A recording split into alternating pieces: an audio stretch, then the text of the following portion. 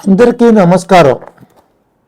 వేదాలు, వేదాంగాలు, శాస్త్రాలు, పురాణాలు, ఇతిహాసాలు మన వాంగ్మయంలో ప్రధానమైనవి.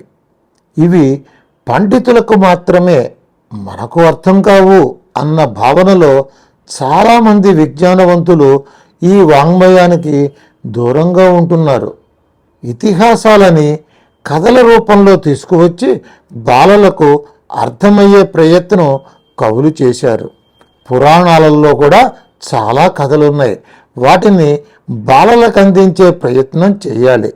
ముందుగా పురాణాల సమగ్ర పరిచయం ఈ రోజున చేసుకుందాం. పురాణాల సమగ్ర పరిచయం. పురాణాలు అంటే యుగ యుగాల చరిత్ర. విష్ణువు సృష్టి చేయ తలచాడు. ముందుగా తన నాభికమలం నుండి బ్రహ్మను సృజించాడు. బ్రహ్మదేవుని 4 ముఖముల నుండి 4 వేదాలను ప్రసరింపచేశాడు. ఆ వేదములను రక్షించటానికి, వాటిని లోకాలకి అందించటానికి మహాజ్ఞానిని విష్ణువు తన మానస పుత్రునిగా పొందాడు.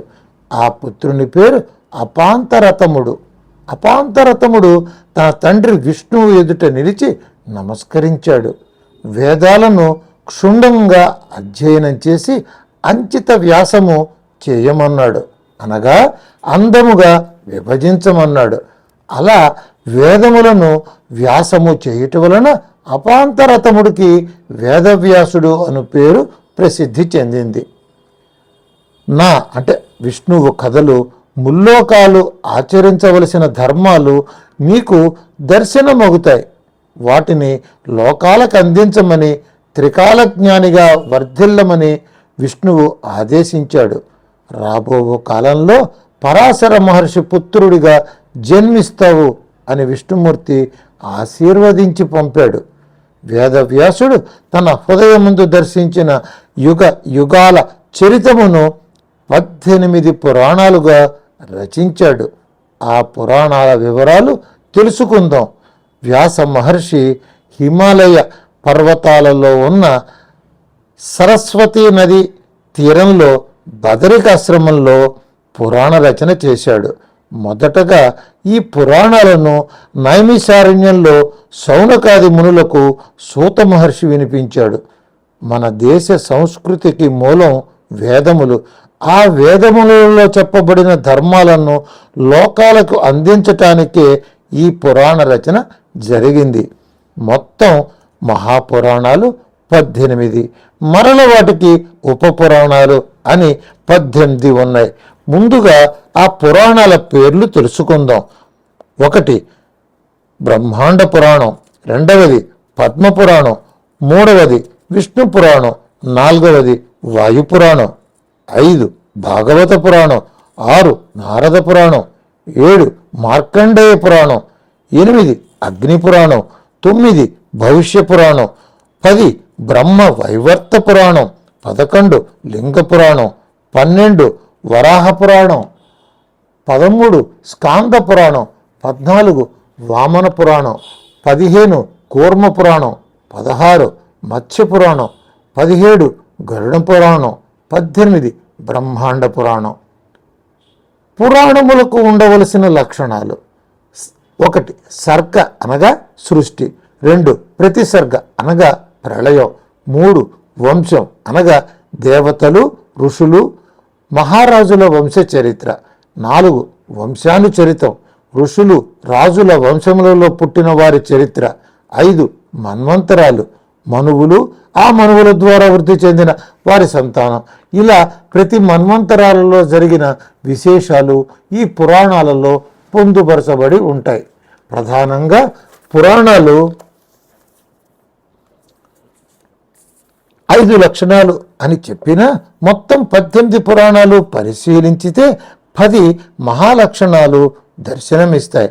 ఆ 10 లక్షణాలు: 1 సృష్టి, 2 విసృష్టి, 3 స్థితి, 4 జగత్పాలనం, 5 కర్మవాసన, 6 మనువులు, 7 ప్రళయం, 8 మోక్షం, 9 విష్ణునామ సంకీర్తన, 10 దేవతలందరి గుణ విశేషాలు, అని బ్రహ్మవైవర్త పురాణంలో చెప్పబడింది. మత్స్య పురాణం పంచలక్షణాలతో పాటు త్రిమూర్తుల మహాత్మ్యం, వాటి విధులు, శ్రాద్ధకల్పం, వర్ణాశ్రమ ధర్మములు, విగ్రహ ప్రతిష్టాపన లక్షణాలు కూడా తెలుపుతుంది. దేశంలో ఆస్తికులు, నాస్తికులు అని ఉన్నారు. నాస్తికులు సైతం పురాణ పఠనం చేస్తే ఆస్తికులవుతారనేది యథార్థం. పురాణాలలో అమ్మవారివి, అయ్యవారివి స్తుతులు, స్తోత్రాలు, కవచములు, పూజా విధానం, వ్రతకల్ప విధానం, అష్టోత్తర శత సహస్రనామములు, మంత్రాలు, తంత్రాలు, ఔషధ విజ్ఞానం, సాహిత్యం, వ్యాకరణం, ఛందస్సు, అలంకారాలు, శాస్త్రాలు, ధర్మ సూక్ష్మాలు, స్వర్గలోక నరకలోక విషయాలు, కర్మ విపాకాలు, ఇలా ఒకటేమిటి సకల విజ్ఞాన సారం పురాణాలు. మన సమస్త వాంగ్మయానికి పురాణాలే మూలం. పద్మపురాణంలో విష్ణువు దేహంలోని 18 భాగాలు 18 పురాణాలుగా వెలువడ్డాయి అని చెప్పారు.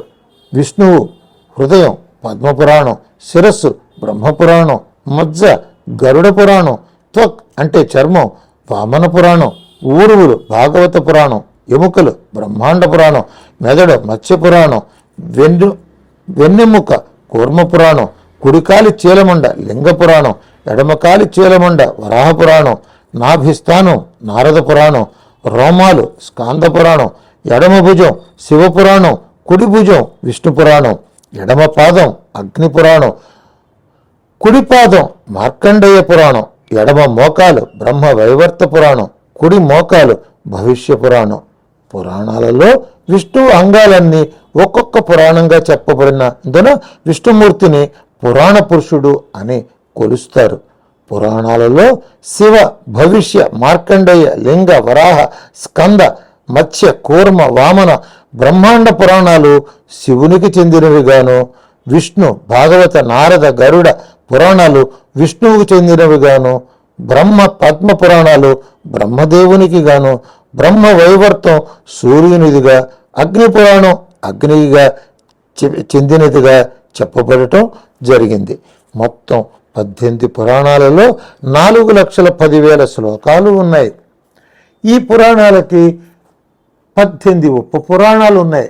అవి 1 ఆది పురాణం, 2 నరసింహ పురాణం, 3 స్కాంద పురాణం, 4 శివధర్మ పురాణం, 5 దూర్వాస పురాణం, 6 నారదీయ పురాణం, 7 కపిల పురాణం, 8 వామన పురాణం, 9 ఔశాసన పురాణం, 10 బ్రహ్మాండ పురాణం, 11 వరుణ పురాణం, 12 కాళికా పురాణం, 13 మాహేశ్వర పురాణం, 14 సాంబ పురాణం, 15 సౌర పురాణం, 16 పారాశర పురాణం, 17 మారీచ పురాణం, 18 భాస్కర పురాణం. శివపురాణం, దేవి భాగవతం ఈ 18 పురాణాల్లో చెప్పబడకపోయినప్పటికీ ప్రసిద్ధి చెందిన స్వతంత్ర పురాణాలుగా చెప్పబడుతున్నాయి. ఇవి కాక 18 ఉపోప పురాణాలు కూడా ఉన్నాయి. 1 సనత్ కుమార పురాణం, 2 బృహన్నారదీయ పురాణం, 3 ఆదిత్య పురాణం, 4 సౌర పురాణం, 5 నందికేశ్వర పురాణం, 6 కౌర్మ పురాణం, 7 భాగవత పురాణం, 8 వాసిష్ఠ పురాణం, 9 భార్గవ పురాణం, 10 ముద్గల పురాణం, 11 కల్కి పురాణం, 12 దేవీ పురాణం, 13 మహాభాగవత పురాణం, 14 బృహద్ధర్మ పురాణం, 15 పరానంద పురాణం, 16 వహ్ని పురాణం, 17 పశుపతి పురాణం, 18 హరివంశ పురాణం. వేదాల కంటే ప్రాచీనమైనవి పురాణాలు అన్న వాదన కూడా ఉన్నది. శాస్త్రాలు చదివినా, వేదాలు చదివినా, పురాణాలు చదివిన తరువాతే పరిపూర్ణత కలిగి విద్వాంసునిగా పరిణతి చెందుతాడని పెద్దలు చెబుతారు. మన పురాణాలు విజ్ఞాన కోశం అని తెలియజేస్తూ పురాణ పఠనం, శ్రవణం యందు ఆసక్తిని పెంచుకోమని కోరుతున్నాను.